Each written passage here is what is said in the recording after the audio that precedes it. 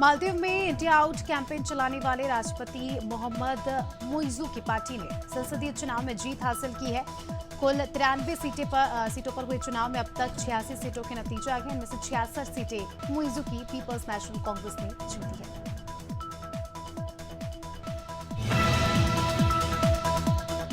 संयुक्त राष्ट्र में फिलिस्तीन की स्थायी सदस्यता का समर्थन करने वाले देशों के राजदूतों को इजराइल समन भेजेगा। इजराइल के विदेश मंत्रालय के प्रवक्ता ने कहा कि हम आतंकी राज्य की स्थापना के लिए सहमत नहीं है। फिलिस्तीन को यूएन की परमानेंट मेंबरशिप देना आतंकवाद को पुरस्कार देने जैसा है।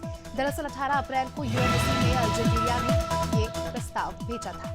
इजराइल हमास जंग के बीच अमेरिका इजराइल की डिफेंस फोर्स की एक बटालियन पर बैन लगाने की तैयारी में है। बटालियन पर वेस्ट बैंक में फिलिस्तीनियों के खिलाफ मानवाधिकार के उल्लंघन के आरोप लगे हैं। एक रिपोर्ट के मुताबिक राष्ट्रपति जो बाइडेन जल्द ही बटालियन को ब्लैकलिस्ट भी कर सकते हैं।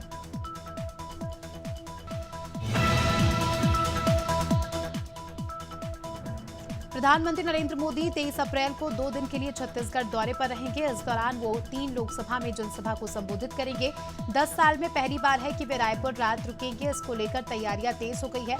जानकारी के अनुसार पीएम दोपहर में रायगढ़ आएंगे। वहां से जांजगीर चांपा में जनसभा को संबोधित करेंगे। प्रधानमंत्री नरेंद्र मोदी 24 अप्रैल को एमपी के दौरे पर आएंगे। लोकसभा चुनाव के दूसरे चरण में पीएम एक ही दिन में 3 लोकसभाओं में पहुंचेंगे। अब तक मिली जानकारी के अनुसार पीएम मोदी 24 अप्रैल को दोपहर करीब 12 बजे सागर पहुंचकर जनसभा को संबोधित करेंगे।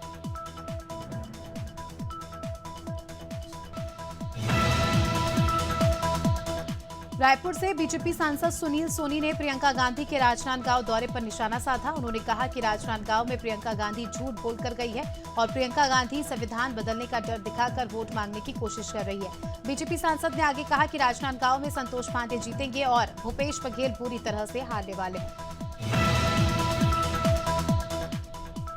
मुख्यमंत्री डॉक्टर मोहन यादव एक दिवसीय दौरे पर छतरपुर पहुंचे, जहां उन्होंने पार्टी प्रत्याशी के पक्ष में रोड शो किया।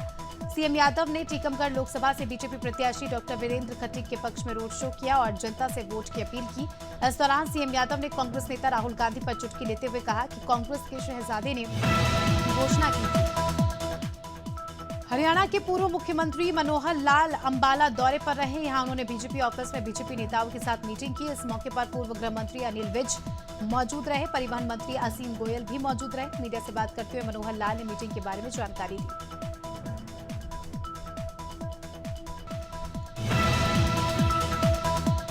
छत्तीसगढ़ के मुख्यमंत्री विष्णुदेव साय ने बसना में चुनावी सभा को संबोधित किया और महासमुंद से बीजेपी प्रत्याशी रूपकुमारी चौधरी के पक्ष में वोट देने की अपील की। इस दौरान सीएम ने कांग्रेस पर भी जमकर निशाना साधा। उन्होंने कहा कि कांग्रेस ने छत्तीसगढ़ को भ्रष्टाचार और अपराधों का गढ़ बना दिया है। कांग्रेसियों को उनकी हार स्पष्ट नजर आ रही है, इसीलिए अनर्गल बयानबाजी कर रहे हैं।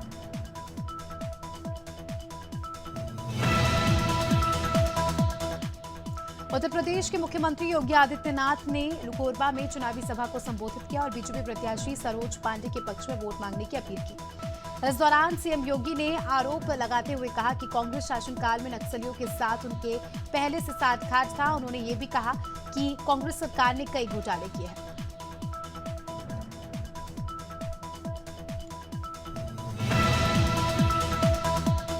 मध्य प्रदेश के राज्य मंत्री धर्मेंद्र सिंह लोधी ने पवई विधानसभा में दर्जनों गांव में जनसंपर्क किया और खजुराहो सीट से बीजेपी प्रत्याशी वीडी शर्मा को प्रचंड बहुमत से विजय बनाने की अपील की। साथ ही उन्होंने केंद्र और राज्य सरकार की जनहितकारी नीतियों से भी लोगों को अवगत कराया। इस दौरान पूर्व विधायक प्रहलाद सिंह लोधी, मंडल अध्यक्ष आनंद सिंह लोधी मौजूद रहे। इंदौर में बीजेपी ने मेरा घर मोदी का घर अभियान की शुरुआत की है, जिसके तहत कार्यकर्ता घर घर जाकर मोदी के स्टिकर लगा रहे हैं। बीजेपी के नगर मंत्री ऋषि खनूजा ने नानक कॉलोनी में घर घर जाकर मेरा घर मेरा मोदी के स्टिकर्स लगाए हैं।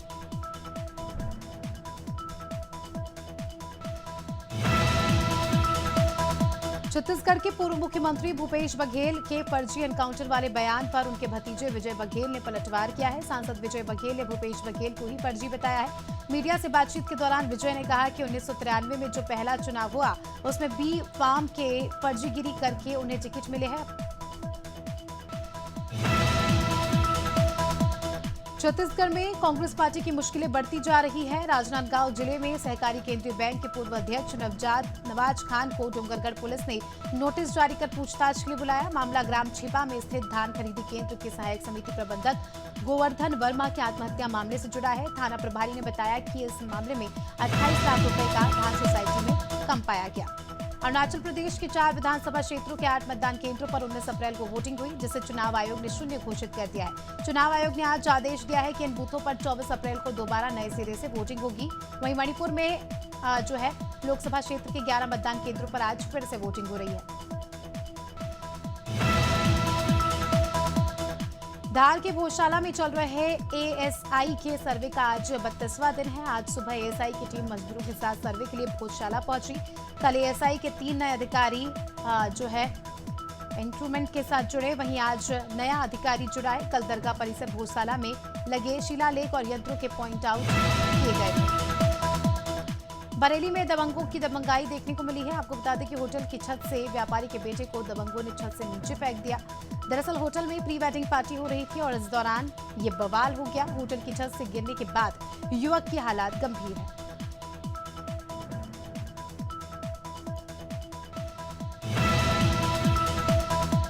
इंदौर में एक होटल के कमरे में युवती का शव फंदे पर झूलता हुआ मिला। सूचना मिलते ही पुलिस मौके पर पहुंची और जांच शुरू की। युवती हैदराबाद के पास की रहने वाली है। एक निजी बीपीओ कंपनी में जॉब करती थी, जिस कारण युवती का अहमदाबाद से इंदौर आना जाना लगा रहता था। घटना के समय युवती एक निजी होटल में रुकी थी और तभी ये मामला हुआ।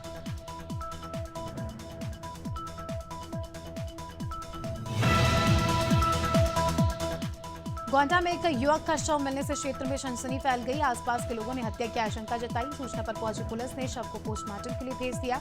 वहीं फॉरेंसिक और डॉग स्क्वाड टीम छानबीन में जुट गई है। एसपी विनीत कुमार जायसवाल ने भी घटनास्थल का जायजा लिया और संबंधित अधिकारियों को आवश्यक दिशा निर्देश दिए।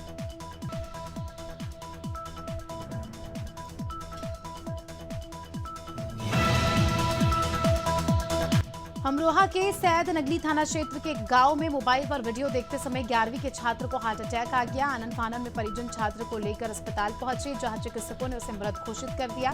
छात्र की मौत से परिजनों में कोहराम है। परिजनों के मुताबिक छात्र किसी बीमारी से ग्रसित नहीं था।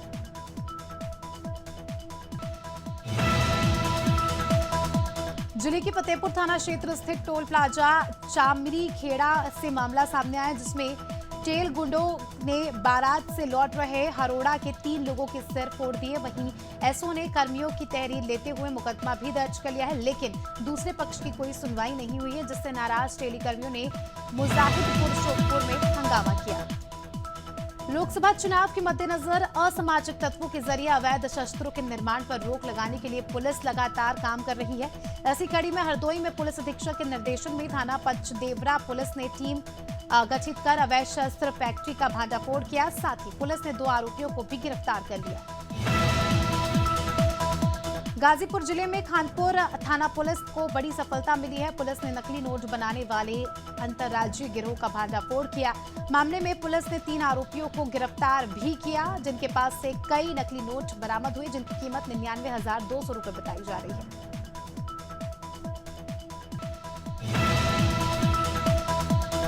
मध्य प्रदेश के खरगोन से दहेज मांगने का मामला सामने आया है, जहां दहेज न मिलने पर बारात बिना दुल्हन के ही वापस लौट गई। मामले में पीड़ित पक्ष ने थाने में इसकी शिकायत की है। दुल्हन पक्ष का आरोप है कि लगन के समय दूल्हे पक्ष ने दहेज में 20 लाख रुपए की मांग की और रुपए नहीं मिलने पर बारात वापस लेकर लौट गए। इस खबर लगते ही दुल्हन की तबीयत बिगड़ गई।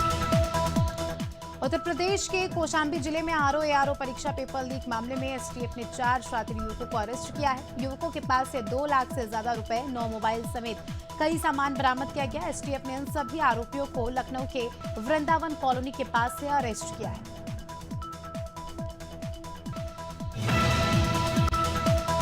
मंडला की अंजनिया पुलिस ने वन्य जीवों के अंगों की तस्करी करने वाले गिरोह का खुलासा किया है। पुलिस ने इस गिरोह के 2 सदस्यों को भी गिरफ्तार किया है। आरोपियों के कब्जे से टाइगर के नाखून जब्त किए गए। फिलहाल पुलिस ने आरोपियों के खिलाफ वन्य प्राणी संरक्षण अधिनियम के तहत केस दर्ज कर लिया है।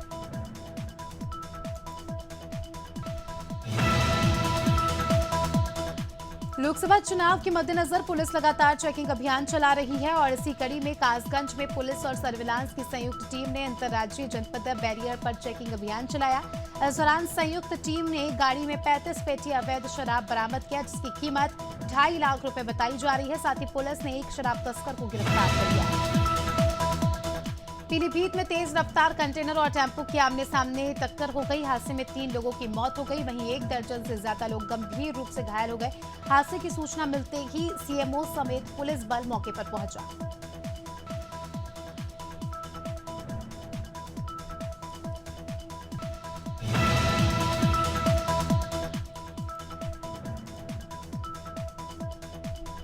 और मध्य प्रदेश की राजधानी भोपाल में तेज रफ्तार का कहर देखने को मिला है, जहां एक डंपर ने बाइक सवार को रौंद दिया। इस घटना में 2 युवकों की मौके पर ही मौत हो गई, जबकि एक युवक गंभीर रूप से घायल है।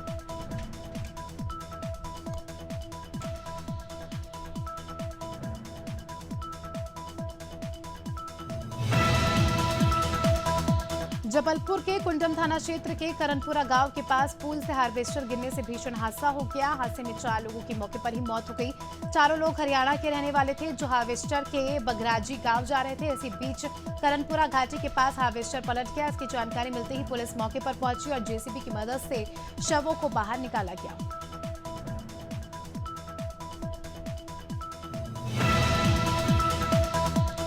दिल्ली की गाजीपुर लैंडफिल साइट में रविवार शाम से भीषण आग लगी है। डंपिंग यार्ड से आग की लपटों के साथ धुएं का गुब्बारा निकल रहा है। फायर ब्रिगेड की 10 गाड़ियां आग पर काबू पाने की कोशिश में जुटी है। दिल्ली फायर ब्रिगेड के अधिकारियों ने बताया कि उन्हें रविवार शाम 6 बजे आग लगने की सूचना मिली थी।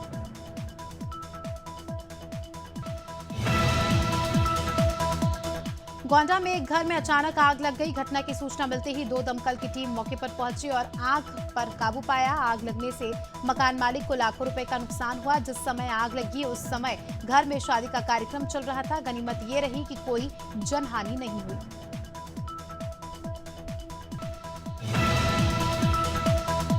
गोंडा में एक ट्रैक्टर में अचानक भीषण आग लग गई। घटना ग्राम पंचायत करनपुरा की है, जहां गेहूं के खेत में भूसा बनाते समय ट्रैक्टर में भीषण आग लग गई।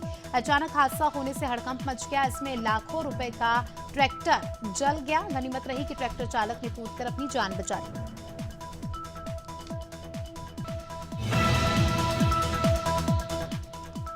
और गोहद में राष्ट्रीय राजमार्ग में स्थित जेबी मोटर्स पर आग लग गई, जिसमें 30 लाख की 6 गाड़ियां जलकर खाक हो गई। 6 फायर ब्रिगेड की टीम की मदद से आग को बुझाया गया। हालांकि आग लगने के कारण का पता नहीं चल सका है। आगजनी में 30 लाख के नुकसान का अनुमान जताया जा रहा है। गाड़ी मालिकों की गाड़ियां मरम्मत के लिए रखी गई। ललितपुर में चलती गाड़ी में अचानक आग लग गई। कार में सवार सभी लोगों ने कूदकर अपनी जान बचाई। आपको बता दें कि सभी शादी समारोह में शामिल होने जा रहे थे। इसी बीच कार में अचानक शॉर्ट सर्किट हुआ और आग लग गई, जिससे गाड़ी पूरी तरह जलकर राख हो गई।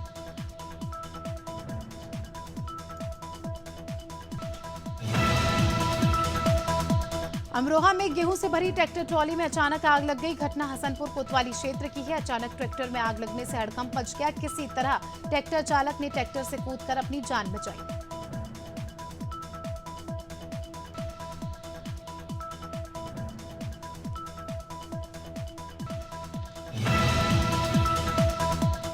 खबर भरतपुर से है, जहां बंसी पहाड़पुर से निकलने वाले सफेद और गुलाबी पत्थरों की चोरी के मामले लगातार सामने आ रहे हैं, जिसके कारण पुलिस और वन विभाग की कार्यप्रणाली पर भी सवाल खड़े हो रहे हैं। आलम यह है कि वन विभाग के नाके के सामने और रुद्रावल पुलिस थाने के पास से ही पत्थरों को चुराया जा रहा है।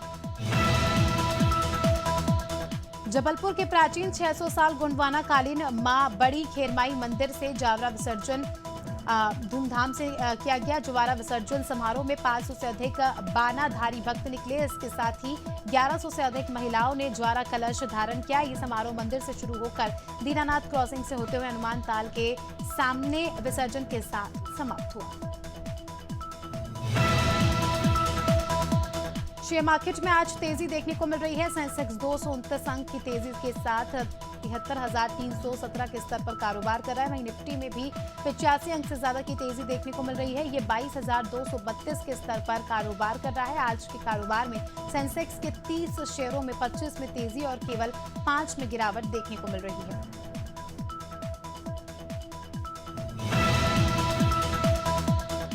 Bharat Gukesh candidate chess tournament जीतने वाले सबसे युवा खिलाड़ी बन गए हैं। डी गुकेश ने गारंटो में खेले जा रहे कैंडिडेट शतरंज टूर्नामेंट जीतकर इतिहास रच दिया और वो विश्व खिताब के लिए सबसे कम उम्र में चुनौती देने वाले खिलाड़ी बन गए हैं। अब वर्ल्ड चैंपियन खिताब के लिए उनकी भिड़ंत चीन के डिंग लिरॉन से। इंडियन प्रीमियर लीग के 17वें सीजन में रॉयल चैलेंजर्स बैंगलोर को 1 रन से करीब हार मिली। टीम के खिलाफ कोलकाता नाइट राइडर्स ने 222 रन बनाकर टीम को हराया। कोलकाता पहले बैटिंग करते हुए 20 ओवर में 6 विकेट पर 222 रन बनाए। बेंगलुरु 20 ओवर में 221 रन ही बना सकी। गुजरात टाइटंस ने आईपीएल 2024 में चौथी जीत दर्ज की है। टीम ने मौजूदा सीजन के 36वें मुकाबले में पंजाब किंग्स को 3 विकेट से हराया। पंजाब की टीम सीजन में लगातार चौथे मैच हारी है। पंजाब ने अपने होम ग्राउंड मल्लापुर में टॉस जीतकर पहले बैटिंग चुनी। टीम 20 ओवर में 142 रन बनाकर ऑल आउट हो गई। इंडियन प्रीमियर लीग के 17वें सीजन में आज मुंबई इंडियंस का सामना राजस्थान रॉयल्स से होगा। मुकाबला जयपुर के सवाई मानसिंह स्टेडियम में होगा।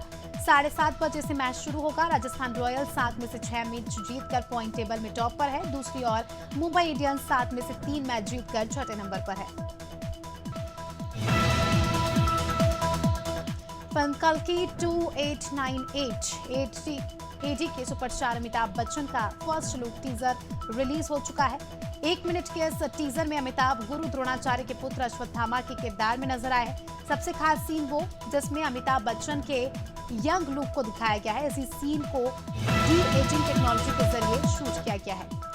सलमान खान के घर हुई फायरिंग के मामले में बड़ा अपडेट सामने आया है। मुंबई पुलिस क्राइम ब्रांच ने गैंगस्टर लॉरेंस बिश्नोई को सलमान खान के घर के बाहर हुई फायरिंग मामले में आरोपी बनाया है। लॉरेंस के साथ उसके भाई अनमोल बिश्नोई को भी क्राइम ब्रांच ने वांटेड सूची में शामिल किया है। क्राइम ब्रांच के अनुसार अब तक की जांच में बिश्नोई के खिलाफ कुछ सबूत और गवाह मिले। वेस्टर्न डिस्टर्बेंस के चलते मध्य प्रदेश में आंधी और बारिश का दौर चल रहा है। मौसम विभाग ने आज जबलपुर, छिंदवाड़ा समेत 17 जिलों में बारिश का अनुमान जताया है। मौसम विभाग के मुताबिक प्रदेश में अगले 2 दिन गरज चमक के साथ हल्की बारिश होगी। इसके बाद मौसम साफ होगा।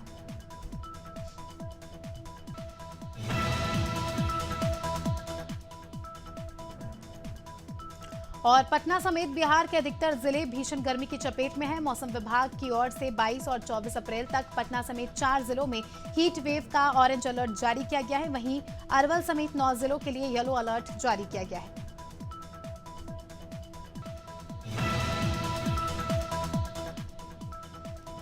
इधर छत्तीसगढ़ में 25 अप्रैल तक बारिश का येलो अलर्ट है। रायपुर समेत 4 संभाग के सभी जिलों में गरज चमक के साथ हल्की बूंदाबांदी के आसार। रायपुर में सुबह से बादल छाए हुए हैं। दक्षिण इलाके में नमी आने से ऐसा बदलाव देखने को मिला। प्रदेश में बढ़ती गर्मी को देखते हुए सभी स्कूलों में आज से 15 जून तक छुट्टियों का ऐलान भी किया गया। झारखंड राज्य के दक्षिणी हिस्सों में आज बारिश के आसार है। आज मौसम विभाग ने किसी तरह का अलर्ट जारी नहीं किया है, लेकिन गर्म हवा को लेकर 23 अप्रैल को येलो अलर्ट जारी कर सतर्क रहने की अपील की है। राज्य के कई हिस्सों में हीट वेव का खतरा बढ़ रहा है। इस बढ़ते खतरे से लोगों को सतर्क रहने की अपील भी की गई है।